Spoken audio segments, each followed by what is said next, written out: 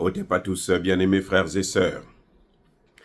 J'ai suivi un débat sur les réseaux sociaux concernant l'attitude du capitaine Ibrahim Traoré, qui s'est rendu à l'investiture du nouveau président ghanéen, Mahama John, je crois.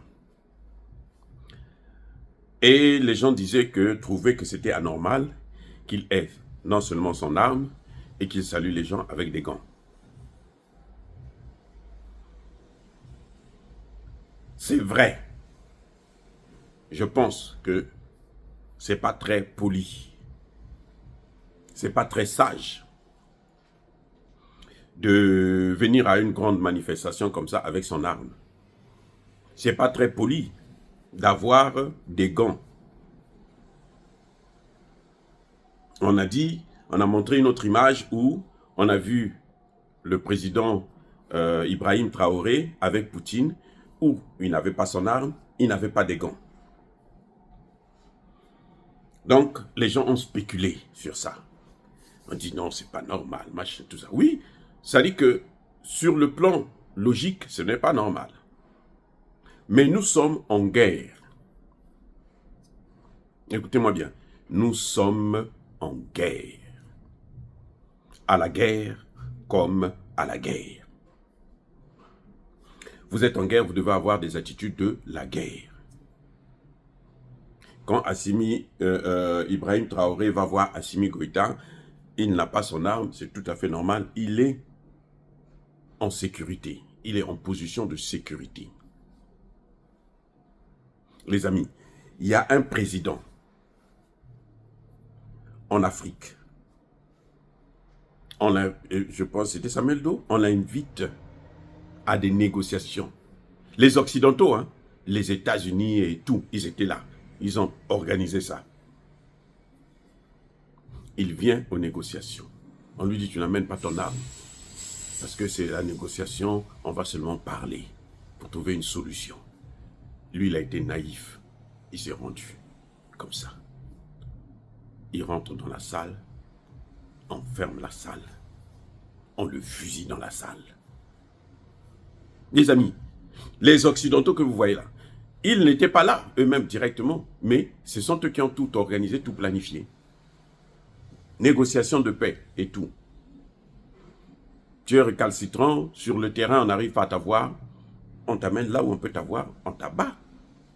Ils sont sans pitié, les gens. Les gars, les Occidentaux là, ne faites pas confiance à ces Occidentaux. Je suis sûr qu'aujourd'hui, vous avez vu, le président Ibrahim Traoré enlever son chapeau devant la femme du président Mahama. Pourquoi? Par le respect, parce qu'il respecte. S'il ne respectait pas, il n'allait pas faire ça. Mais quand il arrive pour la cérémonie, je vous avais déjà dit, s'il n'y avait que moi, il n'allait même pas partir. Pourquoi? Parce que le président Mahama c'est le jour de son investiture. Donc, il n'a pas le contrôle de la situation. Celui qui a tout organisé, c'est le président sortant. Et on sait quelle a été l'attitude du président sortant vis-à-vis d'Ibrahim Traoré et du Burkina Faso, tout entier. Il a demandé aux États-Unis qu'on puisse intervenir, que les États-Unis puissent intervenir eux-mêmes directement au Burkina Faso pour faire plier Ibrahim Traoré. Vous voyez à quel point ils sont méchants. On ne peut pas leur faire confiance. Si vous leur faites confiance pour des choses comme ça, eh bien c'est que vous n'avez rien compris, c'est que vous êtes naïf. Vous croyez que vous faites confiance à des Occidentaux, non? On va être poli, on va être civilisé, non? Ah, il y a des gens qui sont sauvages. Vous avez vu combien de dirigeants ils sont massacrés chez nous? Vous avez vu comment on a massacré Thomas Sankara? Mais attendez, c'était pas des gens venus d'ailleurs, mais c'était eux, les Occidentaux, qui étaient derrière. C'était Mitterrand qui était derrière. François Mitterrand, socialiste. Quand vous le voyez là, vous croyez que c'est un ange. C'est lui qui avait tout organisé, François Mitterrand. Il y a quelqu'un qui disait, Une dame qui disait que non, il a grandi dans la pauvreté, il a été... Mais quel est le dirigeant que vous connaissez qui n'a pas grandi dans la pauvreté? Vous voyez que Tchani a grandi dans la richesse, dans l'opulence. Tchani que vous voyez là. Vous voyez, vous pensez que Assimi Goïta a grandi dans l'opulence? Hein? Et vous pensez que parce qu'on a été pauvre, on a grandi avec des parents pauvres, donc on ne peut pas faire mieux? Mais ceux qui ont grandi avec... Vous voyez les enfants des dirigeants? Prenez Eyadema. Regardez le cas d'Eyadema. Eyadema, c'est le fils de son père, Eyadema, qui était mort. Il a grandi dans l'opulence. Il a fait pratiquement toutes ses études aux États-Unis. Eyadema. Mais regardez comment il dirige le pays. Ça vous donne quoi? Vous croyez qu'il est bon? Il est merveilleux? Non. Les amis, vous ne devrez pas penser que la situation sociale donne plus d'intelligence. Non. Sinon, nous autres, on n'allait même pas avoir les doctorats. On n'allait pas être docteur un jour. Faire des thèses brillantes. La meilleure thèse de doctorat en France. Oui, la meilleure thèse de l'année. Donc, mes excuses, ça n'a rien à voir avec son attitude.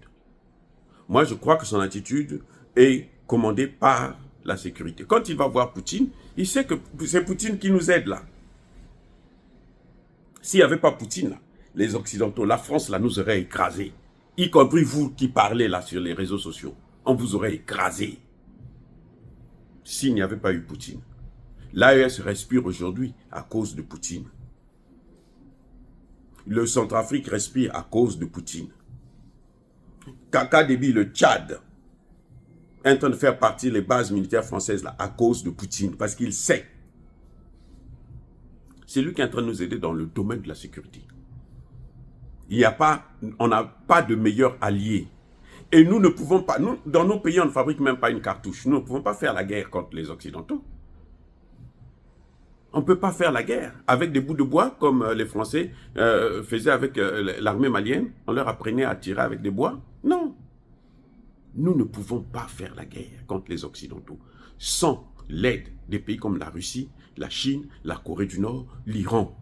Il faut aller vers leurs opposants. Maintenant, eux, quand ils vous appellent comme ça, croyez-moi, le prix, la tête d'Ibrahim Traoré n'a pas de prix. Et il n'y a pas de gêne. De toutes les façons, vous n'allez jamais voir Obama traduit en justice, Sarkozy en justice, pour les crimes commis en Afrique. Non. Ils ont tué, leur place, c'est à la Cour pénale internationale. Mais jamais vous allez entendre même parler de ces questions. Quand vous voulez seulement parler des Américains, par exemple, qui ont massacré des gens en Irak. Mais la procureure de la Cour pénale, on lui a interdit de séjour aux États-Unis.